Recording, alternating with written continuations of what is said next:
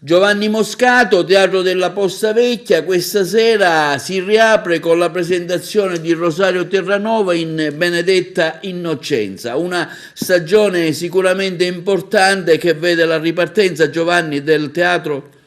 Sì, siamo di nuovo stiamo riaprendo, proprio oggi ricominciamo con uno spettacolo di cabaret, lo spettacolo di Rosario Terranova in Benedetta Innocenza. Lui è un bravissimo cabarettista, faceva parte di un gruppo importantissimo che sono stati a Zelig ovunque, insomma, che era il gruppetto. Insomma, un artista che vale la pena di seguire e di vedere. Ci saranno altri appuntamenti, giusto così per dare una panoramica di ciò che saranno le iniziative del Posta Vecchia?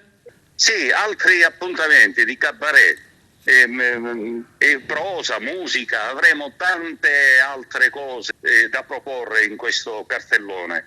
Un cartellone ricchissimo di eventi, qualcosa l'abbiamo dovuta tagliare e rinviare come il Manlio Dovì e Ernesto Maria Ponte, che verranno in seguito. Ancora dobbiamo ristabilire delle date da inserire. Appuntamenti in programma sono tantissimi e tutti di ottimo livello.